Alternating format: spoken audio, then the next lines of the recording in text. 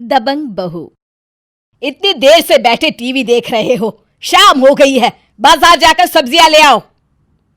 पता नहीं पिछले जन्म में कौन से पाप किए थे जो आज ये दिन देख रहा हूं। इस घर का मालिक होते हुए भी इस घर में मेरी एक नहीं चलती। गिरधारी बाजार चले जाते हैं। शांति का बर्ताव घर में किसी को पसंद नहीं आता था। कुछ समय के बाद शांति के बेटे रमेश की शादी हो जाती है। देखिए जी, कैसी लग रही हूं मैं इस साड़ी में। अरे भाग्यवान, क्या कर रही हो? जरा धीरे बोलो, कहीं माँ को पता चल गया कि मैं तुम्हारे लिए साड़ी लेकर आया हूं तो मेरी शामत आ जाएगी।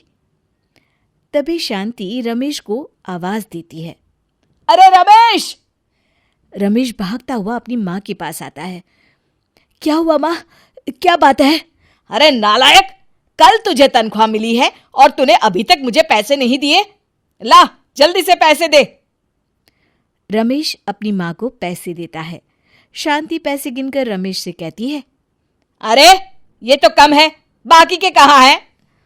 अरे माँ, वो दरअसल दुर्गा को कुछ सामान की जरूरत थी तो मैं उसके लिए सामान ले आया। अरे वाह बेटा, शादी हुए 2 दिन नहीं हुए और तू अभी से अपनी बीवी का गुलाम बन गया है। मेरी बात कान खोल कर सुन ले। खबरदार, अगली बार मेरी इजाजत के बिना तूने उस महारानी पर 1 रुपया भी खर्च किया तो। ठीक है माँ, मैं समझ गया। अब यहाँ खड़ा खड़ा क्या कर रहा है? चल जा काम पे। रमेश वहां से चला जाता है। रमेश के जाते ही शांति अपनी बहू दुर्गा को आवाज देती है। अरे बहू, यहाँ! जी माँ जी, कहिए। मेरी साड़ी प्रेस कर दे, मुझे बाहर जाना है। जी माँ जी, अभी कर देती हूँ। दुर्गा साड़ी प्रेस करने चली जाती है। उसी शाम शांति ब्यूटी पार्लर में फेशियल करवा रही होती है कि तभी उनकी सहेली ममता वहां आ जाती है। और सुना शांति, क्या हाल है? सब बढ़िया है, तू बता। और तेरी बहू के क्या हाल है? घर के काम वाम ठीक से करती है या नहीं? अरे करेगी कैसे नहीं, मेरे घर में किसी की मजाल है कि मेरा हुक्म ना माने। ये तो तू बिल्कुल सही बोल रही है, लेकिन आजकल की लड़कियों को तू नहीं जानती, बड़ी तेज होती है। कहीं ऐसा ना हो कि कुछ दिनों के बाद गंगा उल्टी बहने लगे। अच्छा, अब मैं चलती हूँ। ममता के वहां से जाते ही शांति सोच में पड़ जाती है। कहीं इसकी काली जबान सच ना हो जाए, मुझे कुछ करना होगा। अगली सुबह। अरे भाग्यवान, तुमने रामू को काम से निकाल दिया है क्या? तो और क्या करती, अब तो घर में बहू आ गई है, अब हमें नौकर की क्या जरूरत है? अब से घर का सारा काम हमारी बहू करेगी।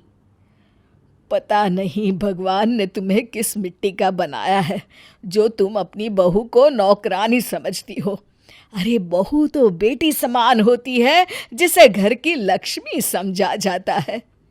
देखो जी, तुम मुझसे ज्यादा चपड़ चपड़ मत किया करो और अपना ये धार्मिक पुराण बंद करो। गिरधारी गुस्सा होकर वहां से चले जाते हैं। उनके जाते ही शांति अपनी बहू को आवाज देती है। अरे बहू, यहाँ! जी माँ जी। अरे बहू, आज से रामू काका काम पर नहीं आएंगे, इसलिए अब से तुझे घर के सारे काम करने पड़ेंगे। कोई बात नहीं माँ जी, आप फिक्र मत करिए, मैं घर के सारे काम कर लूंगी। इस तरह दुर्गा पूरे घर का काम अकेले करने लगती है और शांति सारा दिन मोहल्ले की दूसरी औरतों के साथ गप्पे लड़ाती। इस तरह कुछ दिन बीत जाते हैं। एक दिन शांति अपने जन्मदिन पर अपनी सहेलियों को घर पर बुलाती है। अरे वाह, तूने तो अपने जन्मदिन की बहुत अच्छी तैयारी कर रखी है। शांति, केक तो बहुत बढ़िया है। तभी दुर्गा सभी औरतों के लिए चाय नाश्ता लेकर आती है। उसे देखकर ममता कहती है, अरे शांति, तेरे घर का नौकर रामू कहीं नहीं दिखाई दे रहा, उसे काम से निकाल दिया है क्या? अरे मेरी बहू के होते हुए मुझे नौकर की क्या जरूरत है? मैं उन सासों की तरह नहीं हूं जो अपनी बहुओं को सर पर चढ़ा के रखती है। अरे हमारी बहुओं को पता होना चाहिए कि डर का दूसरा नाम सास है। सच में तेरा तो जवाब नहीं शांति। अपनी सास की इस तरह की बातें सुनकर दुर्गा को बहुत बुरा लगता है, लेकिन वो उस वक्त कुछ नहीं कहती और अपनी सास को सबक सिखाने की ठान लेती है। फिर एक दिन, अरे घर में कितना काम पड़ा है और तू महारानी की तरह अपने कमरे में आराम फरमा रही है। घर का काम कौन करेगा? माँ जी, आज मेरा काम करने का बिल्कुल भी मूड नहीं है। क्या मतलब मूड नहीं है तेरा? दरअसल माँ जी, आज मैं अपनी सहेली के साथ बाजार में शॉपिंग करने जा रही हूँ, इसलिए घर का सारा काम आप कर लीजिए। अरे बावली हो गई है क्या? मुझसे घर का काम करवाने की बात कर रही है? दिन में सपने देख रही है क्या? एक बात अपने कान में अच्छी तरह डाल ले लड़की, इस घर में मेरा राज चलता था, चलता है और चलता रहेगा। अरे माँ जी, मैं भी किसी का हुक्म मानकर दबाव में काम करने वालों में से नहीं हूँ, आप तो भूल ही जाइए। अरे तू कल की छोकरी मुझसे जबान लड़ा रही है? ठहर जा, मैं तुझे अभी बताती हूँ। जैसे ही शांति अपनी बहू दुर्गा के ऊपर हाथ उठाती है, दुर्गा उसका हाथ पकड़कर कहती है, ऐसी गलती कभी मत करिएगा माँ जी। मैं एक कराटे चैंपियन हूँ, एक बार में ईंट के 2 टुकड़े कर देती हूँ। फिर आपका हाथ तो गाजर की तरह नाजुक है, सोचिए इसका क्या हाल होगा। बात समझ में आई या समझाऊं? अपनी बहू का इतना खतरनाक रूप देखकर शांति बुरी तरह घबरा जाती है। तभी वहां रमेश आ जाता है। ओए माँ, मेरा हाथ, मर गई रे, इसके हाथों में तो बहुत ताकत है। अरे छोड़, मेरा हाथ छोड़। अरे रमेश, जरा इस कलमुही से मेरा हाथ तो छुड़ा। अरे माँ, अगर तुम शेर हो तो ये सवा शेर है, तुम खुद ही हाथ नहीं छुड़ा पा रही हो, मैं कैसे छुड़ाऊंगा। मैं चला अपने दफ्तर। इतना कहकर रमेश वहां से चला जाता है।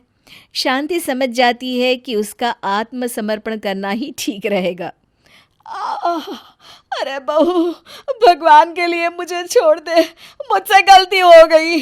आपसे तू जैसा कहेगी इस घर में वही होगा। दुर्गा समझ जाती है कि उसकी सास को सबक मिल चुका है, वो उसे छोड़ देती है। उस दिन के बाद से शांति पूरी तरह सुधर जाती है और अगले दिन से चुपचाप भीगी बिल्ली बनकर घर का सारा काम करने में अपनी बहू का हाथ बटाने लगती है। शिक्षा: हमें हमेशा अपने परिवार के सभी सदस्यों को बराबर सम्मान देना चाहिए और सबके साथ मिलजुल कर रहना चाहिए।